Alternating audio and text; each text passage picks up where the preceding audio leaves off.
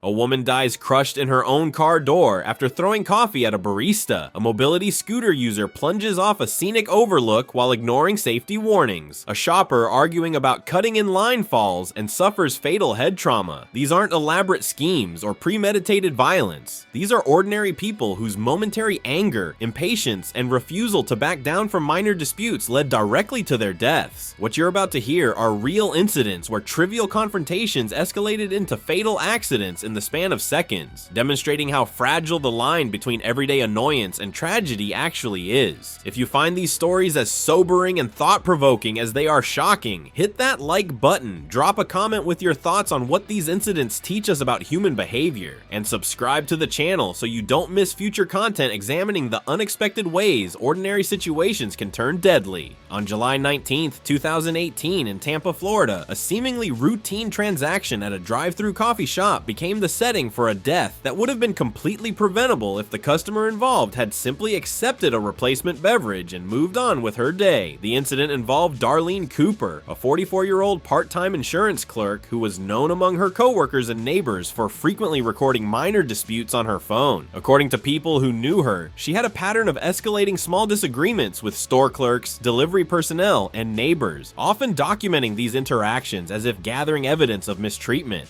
The afternoon was hot, with temperatures exceeding 90 degrees Fahrenheit, and the drive-thru line at the small cafe extended around the building as customers waited for their orders during the lunch rush. Cooper ordered a large hot coffee and a muffin. When the worker handed her the beverage through the service window, she immediately complained that the cup wasn't filled to the top. The employee apologized and offered to prepare a replacement, but Cooper began raising her voice loud enough that customers and other vehicles took notice. Witnesses in nearby cars reported that she accused the staff of cheating her financially over what amounted to perhaps an ounce or two of missing coffee. The cashier attempted again to provide a new cup, but Cooper responded by throwing the original cup back through the window. The hot liquid splashed across the counter and struck a young worker's arm. Security footage captured staff members stepping back in visible shock as Cooper drove forward a short distance, shifted her SUV into park, and exited the vehicle. She walked toward the service window while holding her phone in front of her, recording the interaction. The video later recovered from her device showed her demanding the worker's name, complaining about poor service, and pacing near a concrete post that marked the edge of the drive-thru lane. The manager told her through the window that she needed to leave or police would be called. Instead of complying, she turned and walked back toward her vehicle, muttering that she had evidence of mistreatment. Customers waiting in line behind her recalled that she continued recording while approaching her SUV. She placed the phone on a dashboard mount, positioned herself half inside the vehicle with the driver's door still wide open, and prepared to depart. According to investigators who later reviewed the footage from her own phone, what happened next unfolded in less than 5 seconds. She attempted to swing her leg inside while simultaneously trying to slam the door shut with her left hand and keep her phone stable on its mount. The engine was still running, and as she moved to sit down, her foot apparently pressed the accelerator instead of the brake pedal. The SUV lurched forward abruptly. The open door struck the concrete post beside her parking space with considerable force. The impact caused the door to fold backward, trapping Cooper between the door's inner edge and the car frame. The force compressed her upper chest against the steering column. The phone continued recording, capturing a burst of noise before the video went still. A witness 2 vehicles behind her initially thought the SUV had simply stalled, but when he saw Cooper's body pinned in the doorway, he immediately exited his car and ran toward her. The engine was still running and engaged in gear, with wheels spinning against the curb. He attempted to pull the door handle, but the twisted metal was jammed against the concrete post. Another customer shouted for someone to turn off the ignition. A woman reached through the passenger side to switch off the engine, but by that point, Cooper showed no signs of movement. The cafe staff secured the drive-thru window and called emergency services while the line of vehicles backed away to create space for responders. Emergency personnel later reported that the position of the SUV and the bent door frame made extraction difficult, requiring several minutes to pry the door open sufficiently to reach Cooper. Paramedics noted severe chest trauma consistent with high-force compression from the door hinge. Investigators reconstructed the timeline primarily from Cooper's own phone recording. The video began with her ordering coffee and continued through her confrontation with staff, her walk back to the SUV, and her attempt to get inside. The final image froze on the steering wheel a split second before the sound of impact. Authorities classified the death as accidental, caused by blunt force injuries to the chest. They documented that there was no evidence of mechanical failure with the vehicle, only driver error combined with distraction. Witnesses confirmed that the entire dispute over the partially filled coffee cup lasted nearly 3 minutes before the fatal moment occurred. The cafe reopened the drive-through lane by evening. The bent concrete post remained in place for days, while the video stayed unreleased to the public, though investigators confirmed it captured the complete sequence of events. From a behavioral perspective, this incident illustrates several concerning patterns that appear repeatedly in confrontations that end in accidental death. The first is the escalation of trivial grievances into extended confrontations. The actual issue, a coffee cup not filled completely to the top, represented perhaps 15 cents worth of beverage, yet Cooper invested significant time and emotional energy into expressing outrage, recording evidence, and demanding accountability from low-wage service workers who had offered to remedy the situation immediately. The second pattern is the role of documentation in modern confrontations. Cooper's habit of recording disputes meant she was focused on capturing evidence rather than resolving the situation and moving on. This divided attention, simultaneously managing a phone, engaging in an argument, and operating a vehicle, created conditions where a momentary lapse in focus or coordination could have serious consequences. The third pattern is the failure to recognize when disengagement is the safer choice. At multiple points, Cooper could have accepted a replacement beverage, accepted an apology, or simply driven away. Instead, she continued escalating until she placed herself in a position where a small mistake, hitting the accelerator instead of the brake, became instantly fatal. On March 22, 2019, in Sedona, Arizona, another preventable death occurred when a visitor to a scenic overlook ignored multiple warnings and safety guidelines in pursuit of what she apparently considered a better photograph. The incident involved Denise Harper, a 53-year-old woman who used a three-wheeled mobility scooter following a knee injury. According to family members, Harper was confident operating the scooter on paved surfaces and enjoyed visiting scenic locations. The Vista Point near Cathedral Rock was experiencing steady weekend traffic that afternoon, with tourists taking photographs and families walking the gravel trail leading to an elevated viewing platform. Harper had arrived with relatives in 2 cars after having lunch in town. Despite posted signage explicitly restricting motorized vehicles beyond the parking area, she decided to follow her family partway up the viewing path.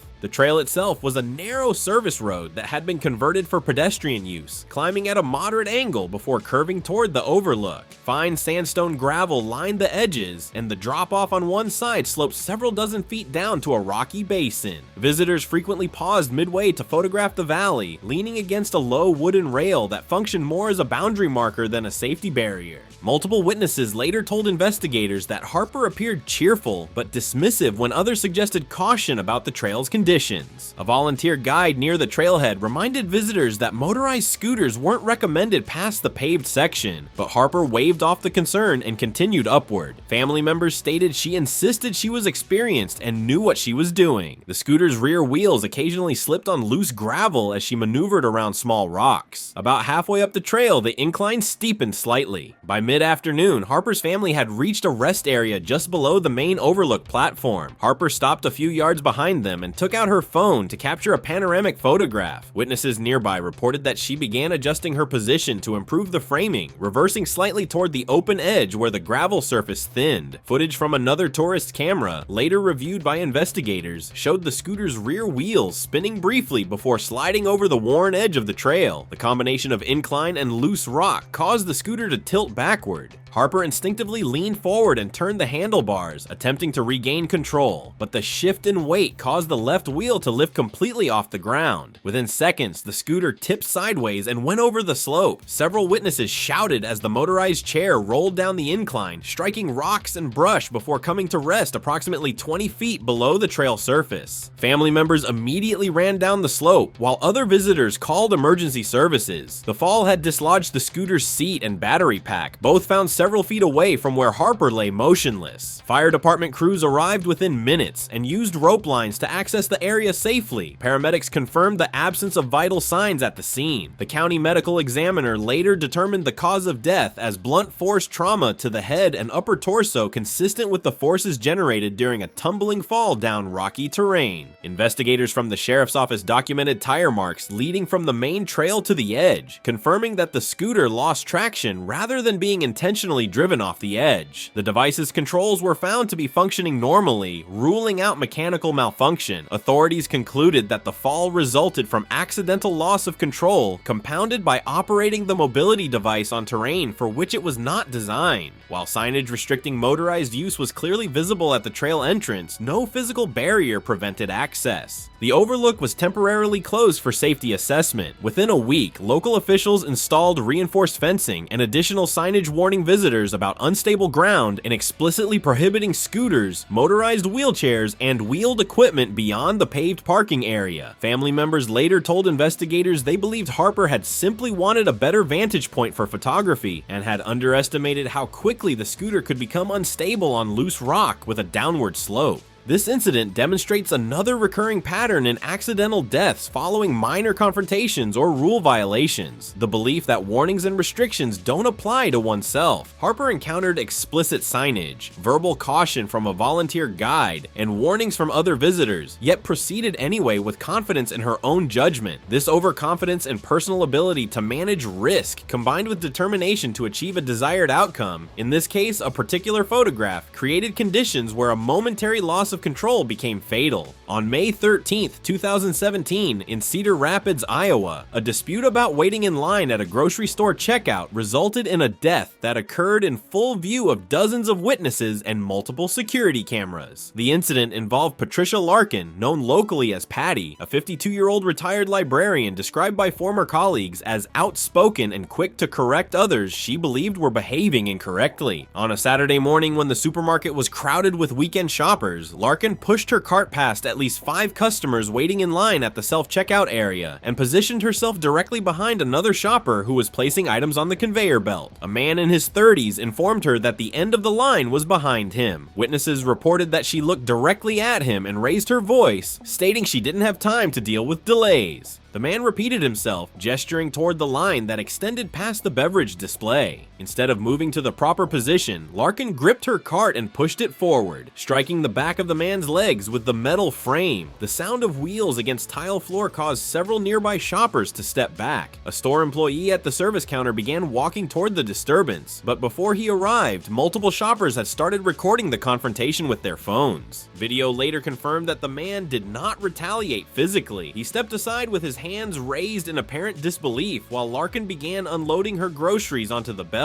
One witness near the express lane told investigators that Larkin appeared flustered and was muttering complaints under her breath as she handled items from her cart. Her movements were described as quick and jerky. Another customer standing 2 registers away reported hearing her complain that the store needed better trained staff. At this point, the manager on duty approached from the customer service counter and positioned himself a few feet away, asking Larkin to step aside so the situation could be resolved calmly. Larkin turned with one hand still gripping her cart handle, her body angled halfway between the conveyor belt and the aisle divider. Surveillance footage captured what happened next with clarity. As she pivoted to respond to the manager, the front wheel of her shopping cart caught on the metal guardrail that lined the base of the conveyor system. When she attempted to shift her foot to adjust her position, her right shoe slipped between a small gap near the rail. The cart tilted slightly as she instinctively yanked her leg back to free herself. That sudden movement caused her to lose balance. She stumbled backward with her arms briefly flailing before her body impacted the floor. Her head struck the corner of a low freezer unit that held packaged meat products positioned near the checkout area. The impact produced a sound that was clearly audible on the store's security audio recording. Witnesses reported that the entire checkout area went silent immediately. A woman screamed for help, and several shoppers moved away from the scene, leaving their carts behind. The man Larkin had argued with stood motionless, still holding his phone. The manager knelt beside Larkin, who remained unresponsive. Another employee called emergency services from the service counter while customers began clearing the surrounding lanes. Paramedics arrived within minutes, but emergency personnel later confirmed that Larkin had sustained a fatal skull fracture and resulting brain hemorrhage from the impact with the freezer corner. Security footage showed that the entire sequence from the moment she cut the the line to the moment she fell lasted less than 2 minutes. Store policy required complete shutdown of the affected checkout area, and customers were redirected to remaining lanes. By late morning, yellow police tape surrounded the area while investigators reviewed footage and took statements. Larkin's cart remained across 2 lanes, still half filled with groceries. Investigators ruled the death an accidental fall caused by loss of balance and blunt force trauma. There were no criminal charges filed against any party. The store added padding to sharp corners on freezer units following the incident and reopened that evening. This case exemplifies how confrontations over genuinely trivial matters, proper queue position in a grocery store, can escalate rapidly and end in tragedy through a simple accident that would never have occurred if the initial dispute had been avoided or diffused. On September 10th, 2016, in Plano, Texas, a parking space dispute became the catalyst for a death by electrocution that resulted from a combination of environmental conditions, deferred maintenance, and confrontational behavior. The incident occurred in the parking lot of a suburban grocery complex during early evening hours just after a thunderstorm had passed through the area, leaving shallow puddles across the asphalt surface. Rhonda Ellis, a 46-year-old self-employed real estate agent, was described by tenants and colleagues as assertive and prone to engaging in disputes over parking access, delivery zones, and similar territorial issues. Her silver SUV was parked several rows from the store entrance as she waited for her husband to arrive in a second vehicle. Around 6:20 p.m., a blue sedan entered the same parking aisle and began slowing as it approached an open space located only a few feet from where Ellis was standing outside her vehicle. As the sedan driver began angling to pull into the space, Ellis stepped forward and positioned herself in the middle of the empty spot, using hand gestures to signal the driver to stop. The sedan paused with turn signals still activated. The driver rolled down the window and apparently spoke to Ellis, though security camera audio did not capture the exchange. Witnesses nearby later told police they heard Ellis insisting that the space was reserved for her husband, who was en route to the location.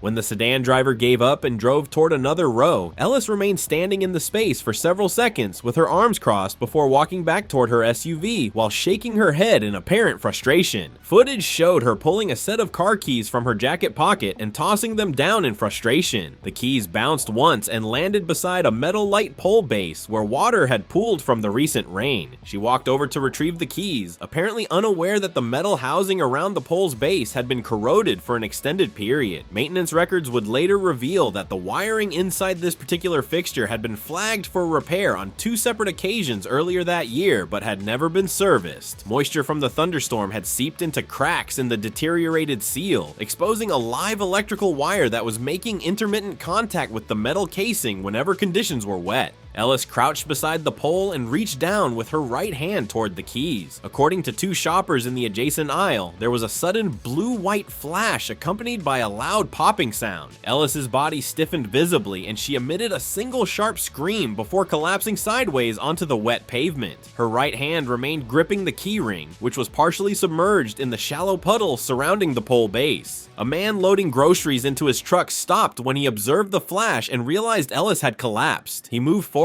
but froze when he noticed small electrical sparks visible across the puddle around the pole. Other nearby shoppers also hesitated, uncertain about what had occurred. One person shouted for everyone to maintain distance, while someone inside the store alerted employees to call emergency services. Within minutes, store workers had used traffic cones and shopping carts to cordon off the aisle as the smell of burned plastic and faint electrical crackling became noticeable in the area. Fire department responders reached the scene and immediately arranged for power to be cut to the entire lighting circuit serving that section of the parking lot. Once electrical current was confirmed to be disconnected, paramedics approached, but Ellis was already unresponsive. She was pronounced deceased at the scene. The medical examiner later identified electrocution as the cause of death, consistent with high voltage contact through a conductive surface in standing water. Investigators determined that corrosion in an underground junction box had caused an electrical short during the storm. Voltage tests conducted after the incident showed current reaching over 200 volts at the pole base, more than sufficient to cause cardiac arrest upon contact. The store immediately closed off that section of the parking lot for comprehensive inspection. Records revealed that previous repair requests for the problematic wiring had been documented but never addressed. By the following day, city electrical crews had sealed all light pole bases in the complex and installed warning signage while planning complete rewiring of the circuit. This incident demonstrates how confrontational behavior, in this case, claiming a parking space space that belonged to no one, and turning away a driver who had legitimately arrived first can place individuals in positions where environmental hazards they would otherwise never encounter become lethal. On November 8, 2015, in Mesa, Arizona, an argument about adoption fees at a pet store escalated into a fatal accident that resulted from careless handling of equipment in close proximity to hazardous materials. The incident involved Sharon Malloy, a 39-year-old office administrator who was a regular customer at the store and known to employees for frequently questioning prices and requesting discounts on items she considered overpriced. Malloy entered the store asking about a small parakeet she had seen during a previous visit. The bird was part of a local rescue program, and its adoption fee was listed at $25 to cover care and medical costs. According to witnesses, Malloy argued loudly that stores shouldn't charge fees for rescued animals. She spoke with sufficient volume that other customers turned to observe. The employee at the counter, a college student working part-time, attempted to explain that the fee went directly to the rescue organization rather than the store, but Malloy rejected this explanation and continued arguing. She lifted a small metal bird cage from her shopping cart and began pointing out perceived defects: bent bars, a loose latch, and chipped paint along the bottom edge. Witnesses reported that she gestured with the cage in ways that caused the counter employee to step back. Security footage showed Malloy setting the cage down forcefully on the counter, then lifting it again in apparent frustration. When she slammed it down a second time, its lower edge struck the electrical cord of a heat lamp that was clamped to a nearby reptile enclosure. The lamp was jolted loose from its clamp and dropped behind the counter, striking a plastic bottle of glass cleaner stored on a lower shelf. The cleaning product contained ammonia and alcohol-based solvents commonly found in commercial formulations, but which are highly flammable in vapor form. The heat lamp bulb, which had been operating continuously and was extremely hot, shattered on impact with the bottle. In the same instant, vapors escaping from the cleaning solution ignited, producing a brief but intense flash of flame. Employees described hearing a sharp popping sound and observing a burst of orange fire that spread upward from the floor level to the counter surface. Malloy's blouse, constructed from lightweight polyester fabric, caught fire almost immediately. Surveillance video captured her stepping back in shock and waving her arms as the synthetic material began to melt against her skin.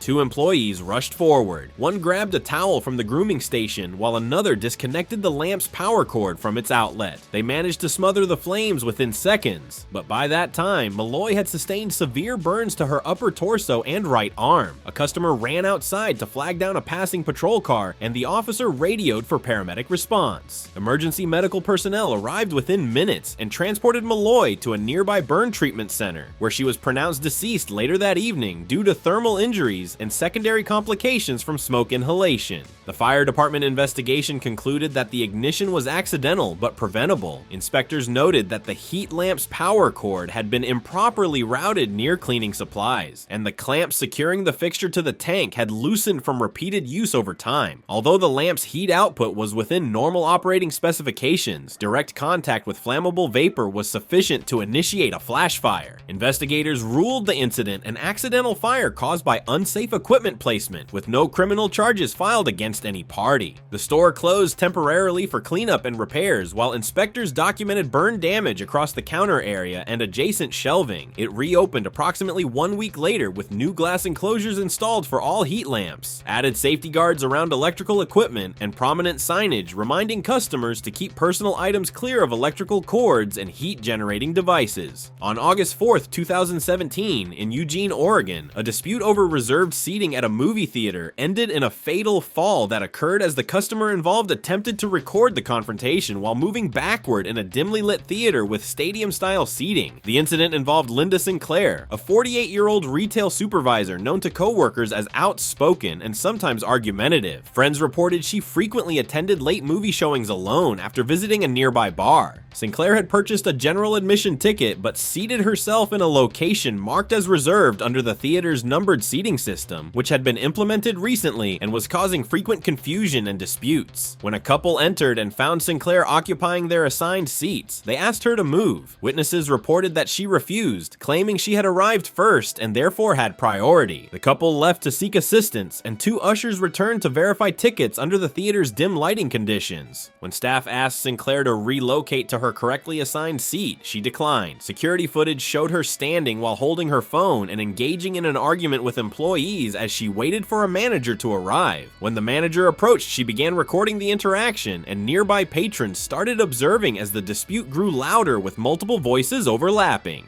As the ushers maintained their position explaining theater policy, Sinclair began stepping backward in an apparent attempt to keep all 3 employees visible in her phone's camera frame. The stadium-style seating featured narrow, steep steps between each row with just enough width to accommodate a single footfall. Witnesses seated 2 rows below later reported that she moved without looking behind her to assess the step positions. When her heel landed partially off the edge of a step, her weight shifted abruptly, her left ankle twisted, and she lost balance completely. In a single motion, her body tipped backward into the aisle. The fall covered approximately 5 feet of elevation, generating substantial impact force when she landed. Her head struck the steel base of the aisle handrail before her phone slid down several steps with its flashlight still illuminated. The theater went silent for several seconds before a patron near the aisle called out for assistance. Staff immediately stopped the film and activated overhead lighting. The ushers moved the crowd back while one checked for vital signs. A nurse who was attending the movie screening provided assistance until paramedic arrival approximately 7 minutes later. Sinclair was unresponsive at the scene and was later pronounced deceased at the hospital from blunt force trauma to the posterior skull. Police reviewed footage from both theater security cameras and phones belonging to audience members who had recorded portions of the incident. The investigation determined the fall was accidental and that staff had acted appropriately throughout. Toxicology testing revealed moderate blood alcohol levels but no drugs. The medical examiner confirmed a fatal skull fracture consistent with high force impact against a fixed metal surface. The theater reopened the following day but implemented revised safety and seating protocols. Ushers received instructions to verify reserved seating assignments before each screening to prevent disputes from developing, and small warning signs were added at stairway entries, reminding patrons to watch their footing in low light conditions. Staff members later stated it was the first and only fatal accident the location had experienced in its operating history.